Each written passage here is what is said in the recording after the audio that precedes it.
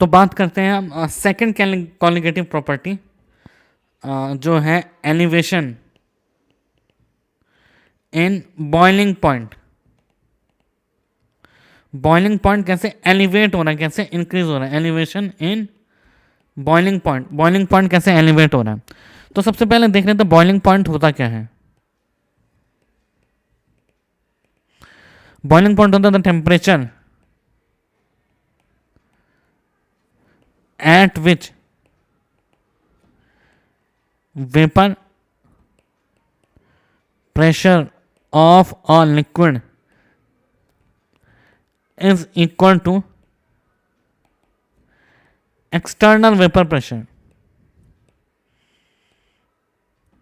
तो boiling point क्या हुआ, बॉइलिंग पॉइंट हुआ कि हमारे पास एक कंटेनर है जिसकी वेपर कुछ प्रेशर लगा रही होगी, जिसको हमने वेपर प्रेशर पढ़ा है। अगर वो वेपर प्रेशर हो जाए पी एक्सटर्नल के, तो इस पर्टिकुलर कंडीशन को हम क्या कहते हैं, बॉइलिंग पॉइंट। सो वाटर के लिए फॉर H2O पी एक्सटर्नल कितना है 1 ATM या फिर 760 mm ऑफ मर्करी। तो इसको क्या कहते हैं, normal boiling point. Normal boiling point इस पर्टिकुलर चीज को हम कहते हैं नॉर्मल पॉइंट। तो आइए इस इक्विलिब्रियम को समझते हैं। पर्टिकुलर इस केस में इक्विलिब्रियम होगा H2O लिक्विड से जाएगा ये H2O गैस में, तो उसका डेल्टा H क्या होगा, पॉजिटिव है। तो Kp इस पर्टिकुलर रिएक्शन का होगा pressure of H2O in gas पर इक्विवेलेंट। ठीक है, अब हमें पता है क्लेजियस क्लैम्पियन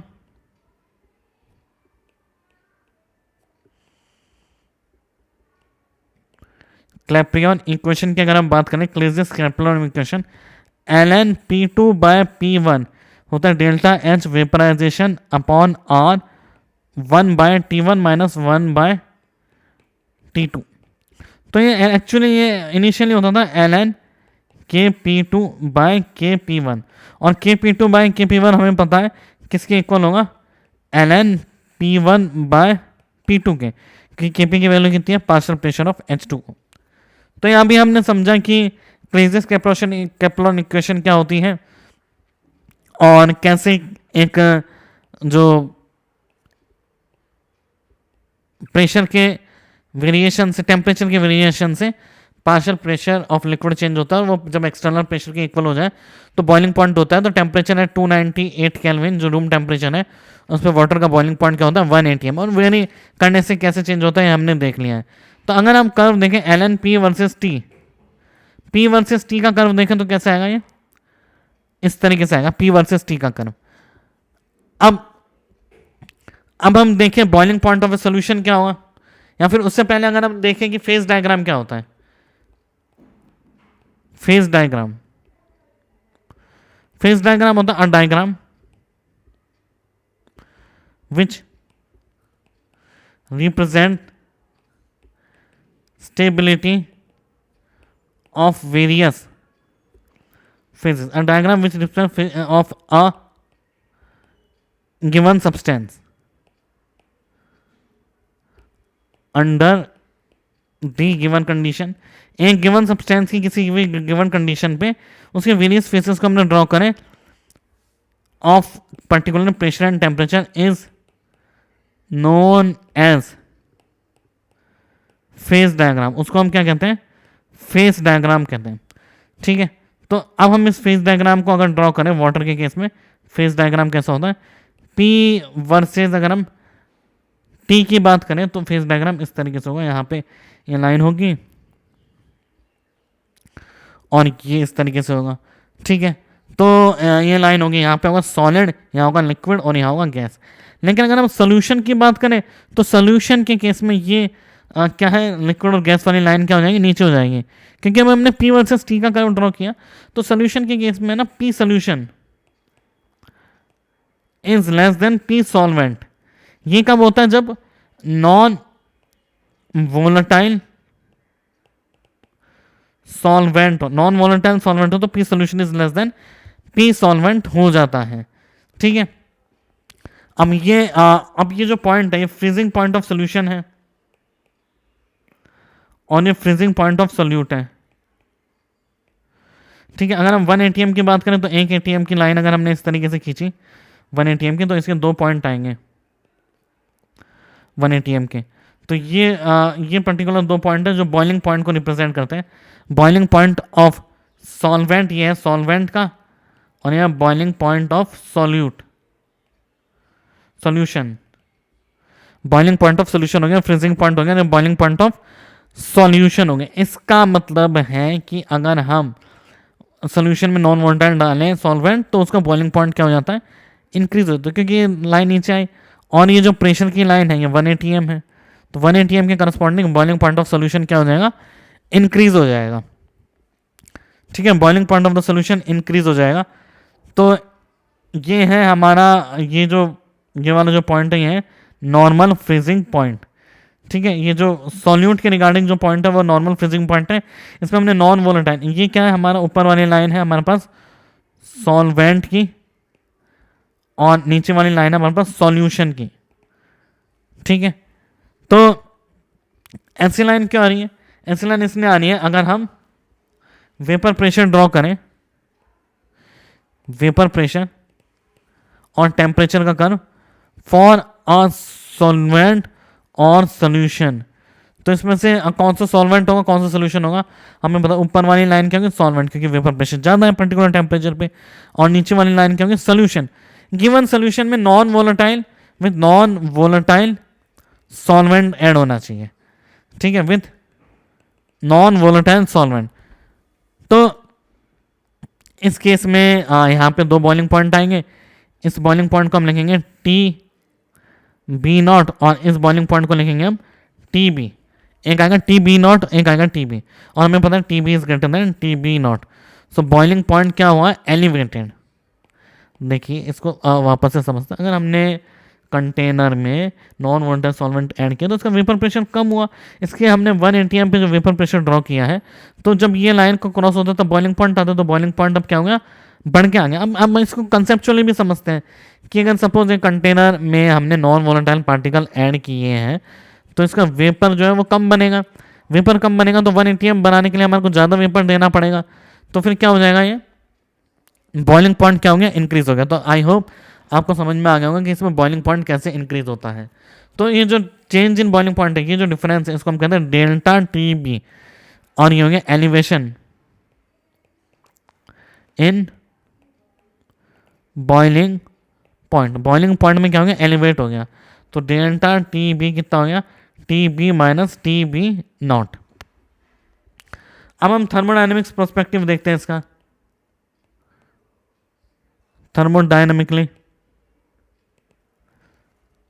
हमें पता है एंट्रोपी वेपर की कुछ होती है, एस वेपर, हमें पता है एंट्रोपी सॉल्वेंट की कुछ होती है, हमें पता है एंट्रोपी सॉल्यूशन की कुछ होती है। तो अगर हम इन तीनों का कर्व ड्रॉ करें कि ये वही कहाँ किसकी एंट्रोपी ज़्यादा है कम है, तो सबसे पहले नीचे एंट्रोपी होगी हमारे पास सॉल्वेंट की, फिर उसके ऊपर एंट्रोपी होगी हमारे पास सॉल्यूशन की, फिर उसकी एंट्रोपी होगी वेपर की। ठीक है, क्योंकि एंट्रोपी रैंडमनेस है, हमने मिक्सिंग में हमेशा एंट्रोपी इंक्रीज होती है, तो सॉल्यूशन की सॉल्वेंट से ज़्यादा होगी। तो यहाँ पे ये चेंज इन एंट्रोपी है और इधर ये वाला चेंज इन एंट्रोपी है, इसको हम कहेंगे डेल्टा S सॉल्यूशन, इसको हम कहेंगे डेल्टा S सॉल्वेंट। ठीक है, तो डेल्टा S वेपर क्या हो जाएगा, delta H vapour upon T boiling point. Delta S solution क्या हो जाएगा, delta H vapour upon TB0। ठीक है, TB0 क्यों यूज किया हमने, क्योंकि delta S solvent, delta S solvent का होगा TB0, सॉल्यूशन का नहीं होगा। डेल्टा S सॉल्वेंट का होगा TB0, और डेल्टा S सॉल्यूशन का होगा, सॉल्यूशन का कितना होगा, delta H vaporisation upon TB। और हमें पता है कि डेल्टा S, अब ये डेल्टा S किसका ज़्यादा है, delta S solvent is greater then delta S solution, delta S solvent is greater then delta S solution. तो डेल्टा एच सॉल्वेंट सोल्यूशन का ज़्यादा है और डेल्टा एच वेपराइजेशन दोनों का फिक्स है, डेल्टा एच वेपराइजेशन तो सही है। तो क्या हो जाएगा, तो हम अगर इसको फर्स्ट नंबर दें और इस सॉल्वेंट को दें और इसको सेकंड नंबर दें, तो हमें पता है कि सोल्यूशन जो है वो सेकंड है, सेकंड इज ग्रेटर देन 1, तो क्या हो जाएगा, T B is greater than T B. यहाँ पे 1 ज़्यादा हो जाएगा ना 2 से। हम बात करेंगे सॉल्वेंट, सॉल्वेंट की बात करें तो 1 इज ग्रेटर देन 2, तो डिनोमिनेटर बड़ा होगा, तो T B is less than T B not is less than T B. तो यहाँ से भी हमारे पास प्रूव हो गया कि बॉइलिंग पॉइंट अगर हम नॉन वोलेटाइल सॉल्वेंट ऐड करें तो बॉइलिंग पॉइंट क्या हो जाता है, इंक्रीज हो जाता है। ठीक है, अब हम बात करें delta T B, change in boiling point direct proportional to molality के, और delta T B equals to I into K B into molality. जब हम वेंट ऑफ फैक्टर ऐड करते हैं तो के बी, अब हम के बी के बारे में पढ़ते हैं, के बी क्या है यहाँ पे। ठीक है, अब हम के बी के बारे में अगर देखें तो के बी है हमारे पास कांस्टेंट, एक कांस्टेंट है known as molal elevation constant और ebullioscopic constant, molar elevation constant और क्या कहते हैं हम इसको, इबुलियोस्कोपिक कांस्टेंट, इसके दो नाम है। ठीक है, तो अगर हम इसको डिफाइन करें, वैल्यू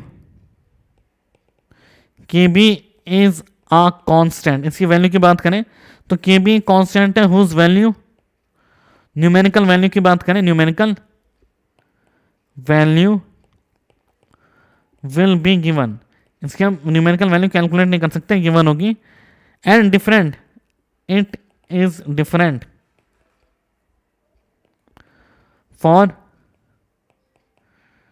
डिफरेंट सॉल्वेंट, इन सॉल्वेंट के लिए क्या है, डिफरेंट सॉल्वेंट के लिए अलग अलग है। और के बी की वैल्यू हम कैसे डिफाइन कर सकते हैं, K B R T B square upon 1000 into L of vaporisation.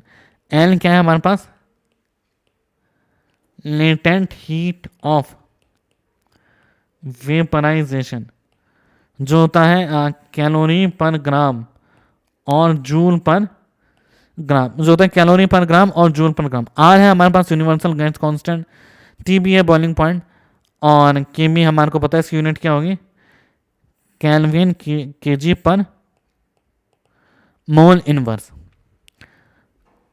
ठीक है, अगर हम दूसरे इसकी डेफिनेशन पे जाए, दूसरे इसकी वैल्यू पे जाए, के बी की वैल्यू होती है हमारे पास R T B square M upon 1000 into delta H vaporisation. या डेल्टा एच वेपराइजेशन क्या है, मोलर एंथैल्पी ऑफ वेपराइजेशन, जो कि एल वेपराइजेशन क्या होता है, delta H vaporization by M. M है मोलर मास किसका है, ऑफ सॉल्वेंट। एग्जाम्पल के लिए अगर हमारे को, चलिए क्वेश्चन करते हैं अब हम, तो यहां पे हमारे पास आ गया, जो हमारे को मेन फॉर्मूला याद रखना है वो ये याद रखना है, delta T B equals to I into K B into molality. ठीक है, अब हम क्वेश्चन की बात करें, calculate K B of water if latent heat of vaporization is 540 kilo calorie per gram. 540 calorie per gram, kilo calorie की value बहुत ज़्यादा हो जाएगी, 540 कैलोरी पर ग्राम। तो इसकी के बी की वैल्यू लिखेंगे हम 2 इंटू 373 का square into 18 upon 1000 into 540 multiply by 18। ठीक है, delta H vaporization latent heat of vaporization कितना 540, तो अपॉन 80, तो केबी की वैल्यू कितनी है 0.52 किलो केजी पर मोल। इसकी वैल्यू जाएगी हमारे पास किलो केजी पर मोल।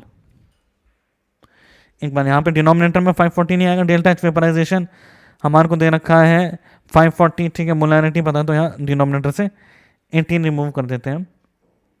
अब पर मोल में चाहिए तो 18 से भी डिवाइड करना पड़ेगा हमारे को, पर मोल में हमने निकाला है, ठीक है, केबी की वैल्यू, तो केबी की वैल्यू हमारी आती है वैसे पर मोल में ही आती है, तो फिर भी हमारे को 18 यहाँ से रिमूव करना पड़ेगा, ठीक है, क्योंकि अपने आप फॉर्मूले में 18 आ रहा है। अच्छा, तो बताइए, काफ़ी कंफ्यूज हो गए। देखिए 540 के अंदर का कैलोरी पर ग्राम, इसलिए हमने 18 से यहाँ पे ऊपर डिवाइड किया है, ठीक है, डिवाइड किया है नीचे, तो कैलोरी पर ग्राम में दिए, जबकि डेल्टा एच वेपराइजेशन क्या होती है कैलोरी पर मोल में, ठीक है, latent heat of vaporisation.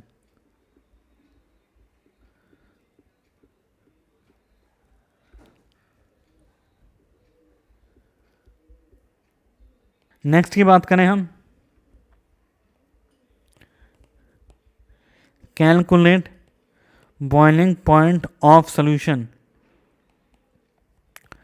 which is obtained by dissolving 90 gram of glucose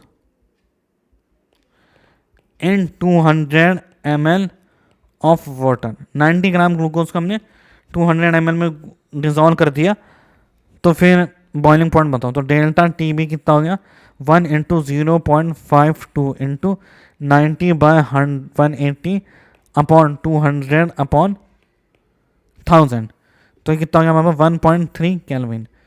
तो टी बी, अब बॉइलिंग पॉइंट कितना हो जाएगा 100 में ऐड कर देंगे 101.3 केल्विन। नेक्स्ट क्वेश्चन की अगर हम बात करें,